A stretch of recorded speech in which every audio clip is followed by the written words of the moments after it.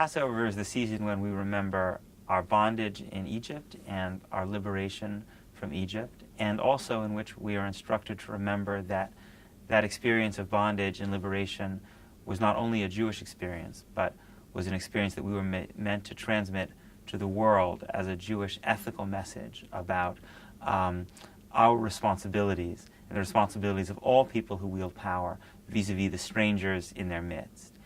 And today in Israel, there is a great struggle about the character of Jewish power, about the way that the Jewish state will wield power vis-a-vis the strangers in its midst, people in the Palestinians in the West Bank who lack citizenship, the right to vote, who live under different law, who ride on separate roads, Palestinians in Gaza who live in a wrecked economy, in part because of Israel's policies of blockade,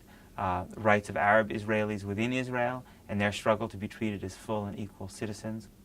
And in that struggle, it seems to me that Tselem plays an absolutely crucial role, a brave and honorable role of calling Israel to live up to the words in its own Declaration of Independence, to be a state that will pursue freedom, justice, and peace as envisaged by the Hebrew prophets.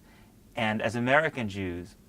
so much of our best history has to do with our efforts to call our government to live out the words of our founding documents, our Declaration of Independence and Constitution,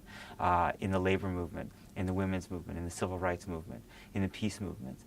And in this moment of Israel's need, in the moment of Israel's struggle about the character of its state, we should not be on the sidelines. And I can think of no better way to support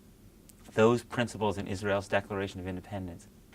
in keeping with the memory of our own experience this Passover season, and to support Tselem, which does such extraordinary, important, brave work in bearing witness to the darker realities in Israel, but calling Israel to the higher purpose of its own founding documents. And so I hope you'll join with me in this season in supporting Tselem.